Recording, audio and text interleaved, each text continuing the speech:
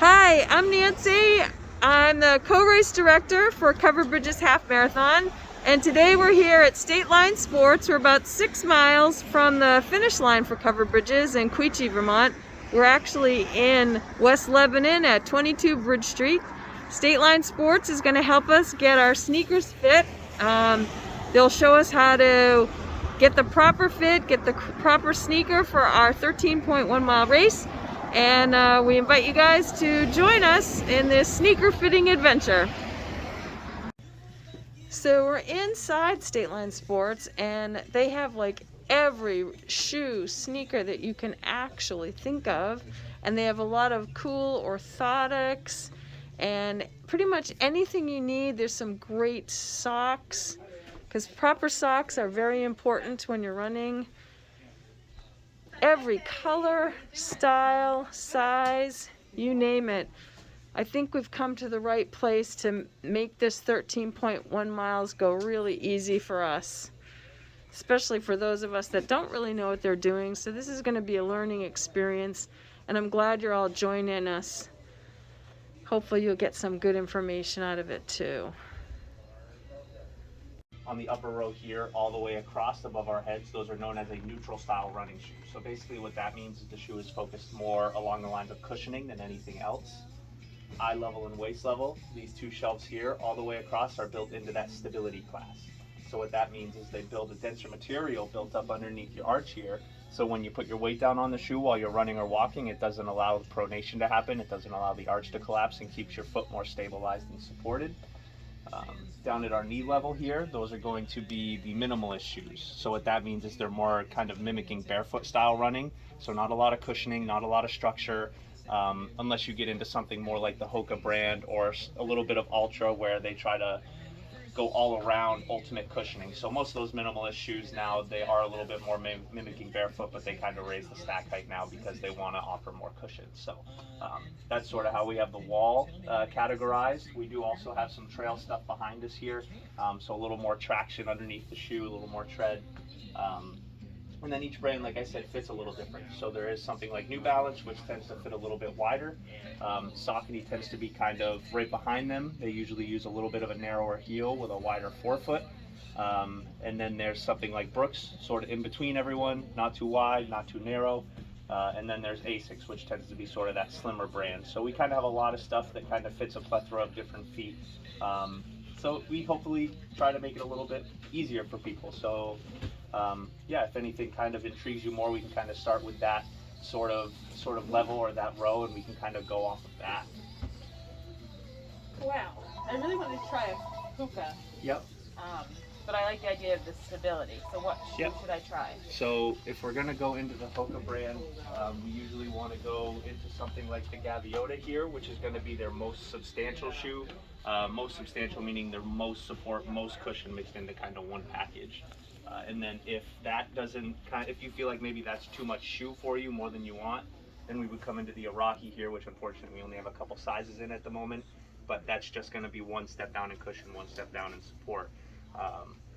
Well, I have to walk 13.1 miles. Yep. So I a need little bit of extra is always good. Yeah. So yeah, that's already we can make it pretty easy. You want to try Hoka, you want a little extra support, cushioning, so something like that I think is a good way to start. Okay.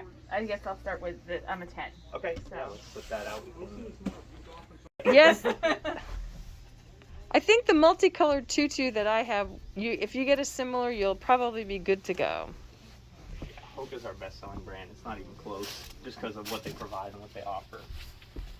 They also will use a little bit of a rocking midsole. It's not like a rocking horse where it's overwhelming. It's just a very slight rocker to try and, for people who walk or run, they want to kind of smoothly transition you from heel to toe, as opposed to really putting all that pounding on your feet.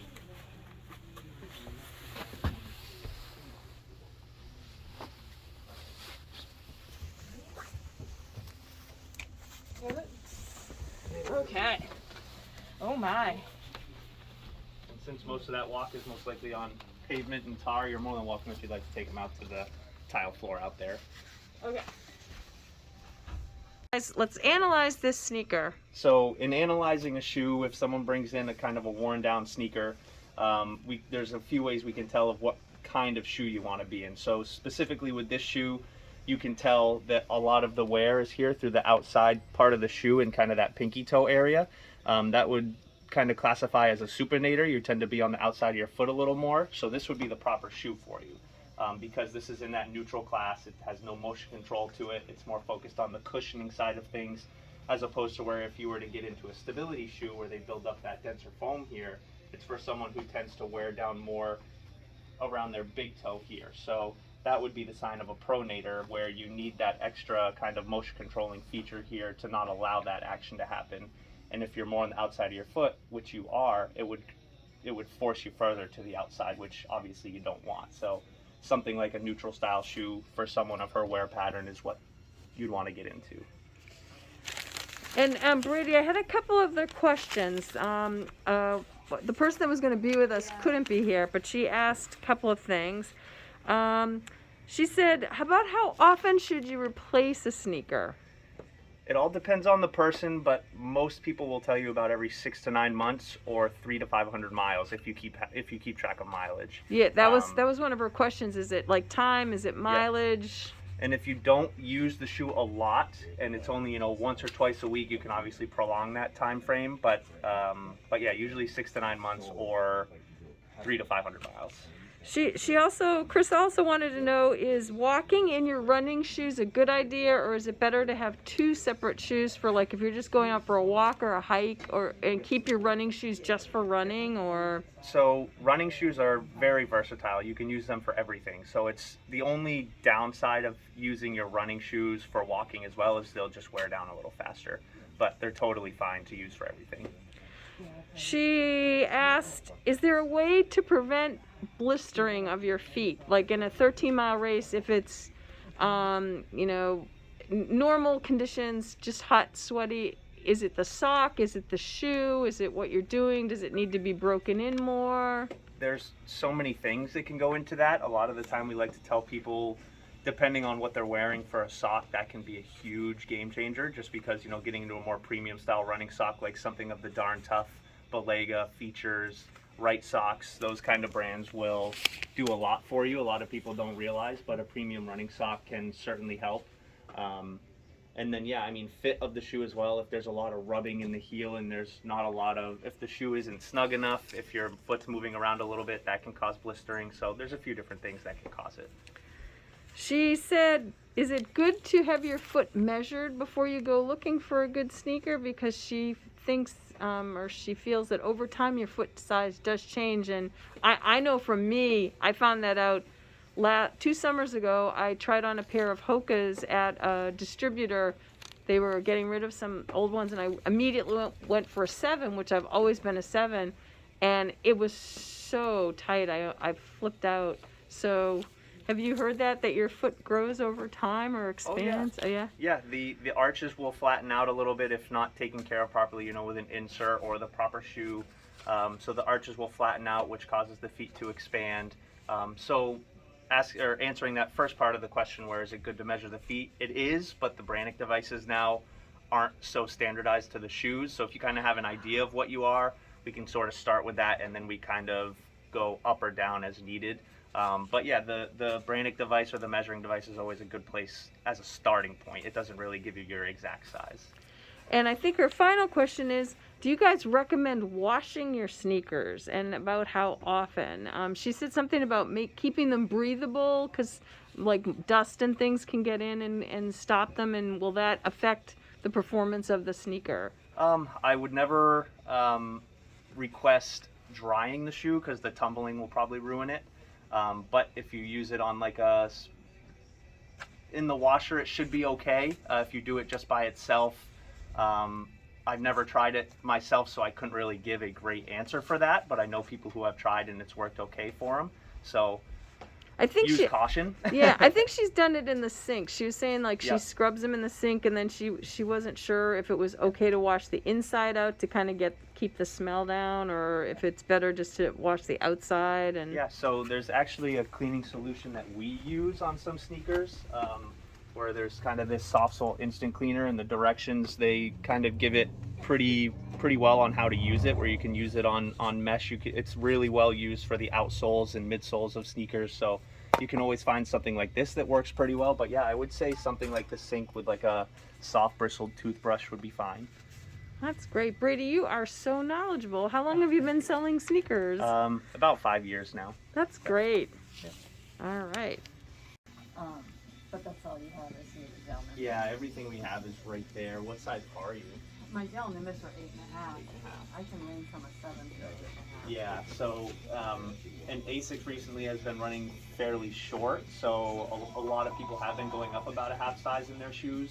Unfortunately, we don't have a 9 either, or else I would have you slip it on. But with that being said, everything from this Brooks shoe here in the glycerin all the way to the left to the Triumph from Saucony, those are all those brands' equivalent shoes to the Nimbus. Obviously just going to fit a little different, so they're in that maximum cushion neutral style class. So much like the shoe that you're in now, that's where you'd want to stay, is up in that upper shelf all the way across. And if you want to get to the feeling more like the Nimbus, then we would be kind of in that little range right here.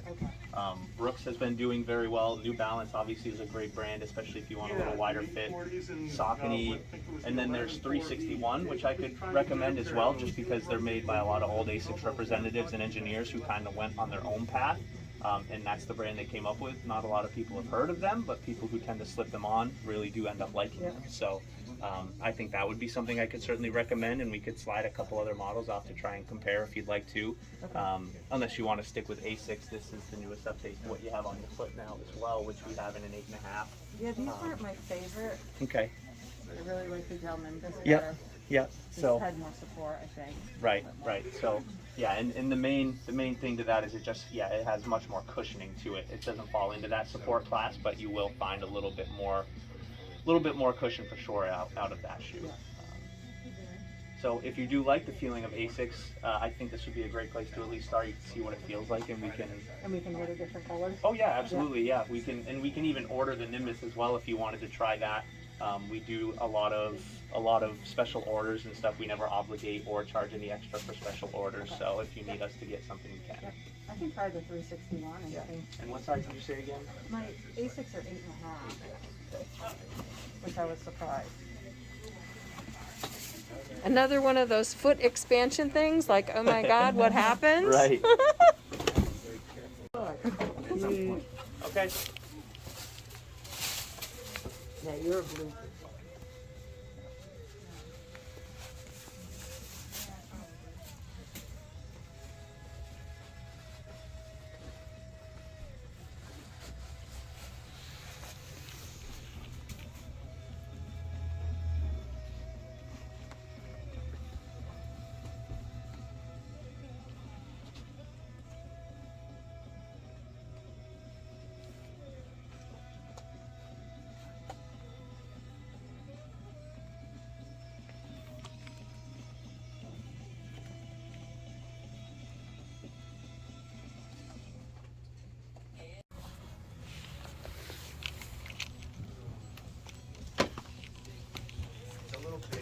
Over your knuckle. Okay.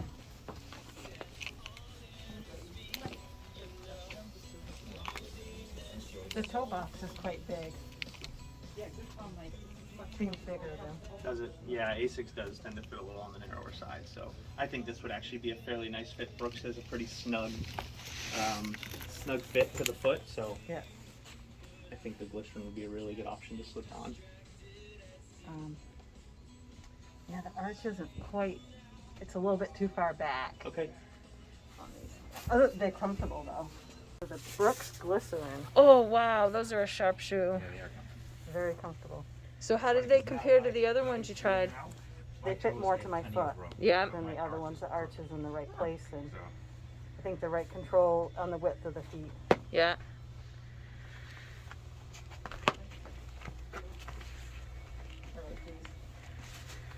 I thought you would. Yeah. And I've had some before that I still wear around as old shoes. Yeah. Brooks is great. They're very consistent brand. Yeah. And if I have any issues, as long as I don't wear them outside, I can. No, Brooks has a 30-day guarantee as well. well. Do they? Yep. Okay. So. I have a 5K tomorrow, but I probably won't wear these. Yeah, and even if you did, that's fine. We're still. Yeah. Cool. Yeah, these are good. Can't see my smile. I know, I could see it in your eyes though. I used to like Saucony's, then I went to Asics, then I went to Brooks. But I live mostly in hiking boots, hiking shoes, slippers, or bare feet. And for hiking, my favorite is Merrell. So I don't know, do they have an option for a sneaker with support for doing a 13.1 mile, or am I have to go with one of these other ones? So they do. I would say most of their sneakers, at least from what we've carried and experienced, we have most of their light hikers, which probably you wouldn't want to wear on a road style, half marathon, even if you're walking it. Because most of their, running shoes are going to be something like this, which are very minimal, not a lot of cushioning to it whatsoever, a lot of flex, so you're not getting a lot of structure. Yeah, right. So most of stuff like that is what you'd get into. Okay. And then, so most likely you'd have to get into something more on the wall here, especially if you want a lot more cushioning, support, stuff like that for longer walks, runs, so on and so forth. And then if you do like being a little more minimal, we can obviously get you into something like that, but maybe add a little more cushioning for you if you want. And I think one of those brands that would be really good for you to at least try if you never have is Hoka. And then there's also Ultra as well. I don't know, it does look like you've got a little bit of a wider foot, but not really too wide. You're kind of right in the middle there. So. And I have noticed what you said before, my arch is starting to fall as I age. Yeah. So I mean, it's not, it's almost flat, but not completely flat. Yep. And I don't think I roll either way, but I'm a heel dragger. I mean, when we hike, like in the winter, I always see a drag heel in my boots, so I don't know if that makes a difference. Or... Not really, no, that's just kind of your gait and kind of what you do, so it's kind of one of those things that's going to be a little tough to get away from. Usually with a minimalist shoe, it's more built for the people who tend to be more of that forefoot to midfoot striker, and then, the more traditional running shoes like the Brooks, New Balance, stuff like that. They'll be built more for the heel strikers because they lift up the heel much more than the minimalist shoe. For the people who strike with their heel, so that gives them more cushioning underneath the heel.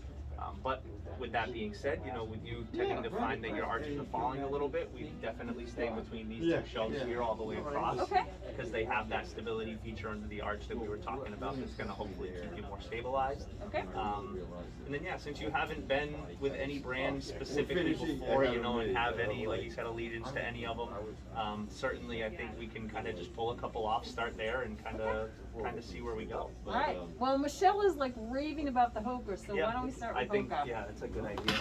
What size typically? Unless you want to measure, we can do it that way. I think I'm between an 8 and an 8.5 now. Okay. All right. We'll slip out the 8.5 because usually when people say that, they're going to go to the bigger size. Okay.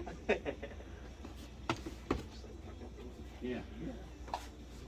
And then if you want to get comfortable, I'll come over there with the other shoe. Sure, I'll come down the center. They're amazingly comfortable, and I have to say, other shoe companies have said that it's like walking on air, but honestly, this is like walking on clouds. Yeah, marshmallows. It's marshmallows. It's amazing. Yeah. I've never experienced this around my foot in a shoe before. This is crazy good. Kind of feel that little rocking. Yep. It actually. I think that could help with that heel drag as well. It helps you make your foot rock. Yep, exactly. Oh, that's wild. I think I'm sold. It's fairly easy. All right, so this is Hoka versus Brooks. And it's interesting because I like the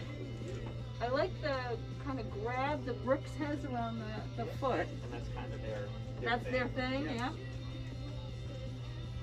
And it's comfortable, but I think this being my first 13.1, it's gonna be like the biggest distance I've ever done in one thing. I think I still like the marshmallow Hoka.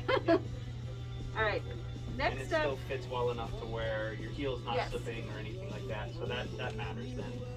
All right, and then now we're gonna try a New Balance, which a lot of people say New Balance is like old people's shoes, but I'll tell you, this thing feels pretty tech. They've really started to kind of, what's the word I'm looking for? gravitate more towards, you know, every age group. Yep. Because yes, they were known as the older age group type of shoe, but they've really expanded very well. I have to say, I like the arch support in this one. I wonder if that's carryover from their old people's thing, because there's like a little bit of a, almost like a bar in the arch. But for overall hug to the foot, make you feel comfortable, it's still Hoka. Yep. I do like these though. I'll have to remember this for an everyday kind of. Yeah. Cool. Line when I knew I was doing the covered bridge half, and I didn't know, but I'm not sure if they really fit. They're comfortable, and I put my own insoles in them. Yep.